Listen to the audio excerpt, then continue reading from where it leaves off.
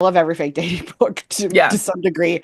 The more ridiculous, it stresses me out, and I love it. I love like oh, my rich uncle says if I don't have a wife by the 17th of May Uh-huh. at the clock chime, that's it. I can't get my inheritance. Like, great, have a fake wife. Do it. Yeah. I don't care. Perfect. But I really wanted to write something of like, what is the scenario where this would maybe actually happen and function Hmm. for you in real life? Yeah. So that was really what I wanted to get at and on her terms of like, okay, so like how would this work? And then to like let the characters acknowledge that what they were doing was like a thing Hmm. was really fun to me because that just like to me added to the realism, but also added to the silliness at the same time. Hmm. Yeah, no, I thought that was great.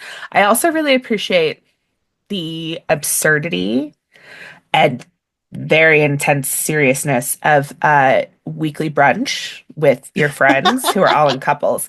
So you live in LA, obviously you work in the industry. Is brunch a part of your life? Is that something that you do regularly? No, not nearly as regularly as the folks in for her consideration and on her terms. And I assume that is what Max is also growing toward and at her service when she gets like 5 years older. It's going to be a weekly brunch, It's I'm yeah, sure. brunch, yeah. It's coming.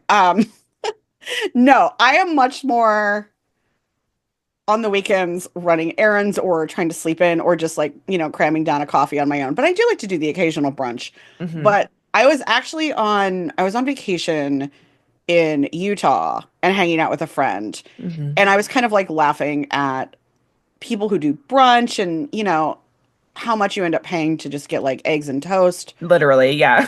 And it's like, what even is this? And, she was pointing out living in Utah, the people who aren't Mormons often find their community by doing things like drinking coffee and like going to microbreweries and drinking Mhm. beer and like having a brunch on Sunday because like that is a place you can gather that's not church. Hmm. And that, for queer people, brunch was something that really started when, their families, friends were going to church on Sunday and they felt unwelcome in that space or didn't want to go in that space. And there's still a place to gather and have community on a Sunday morning to start your week. And I Hmm. was like, oh my God, I feel like such an asshole that I'm sitting here like, brunch is dumb. It's just eggs. And then it turned, it's like, oh, right. It actually has a history. It's just that I am, as a Gen X person, didn't see the worst of that as an adult, thank Right. God. And it really made me rethink about how important it is to find community with your friends, with other queer folks.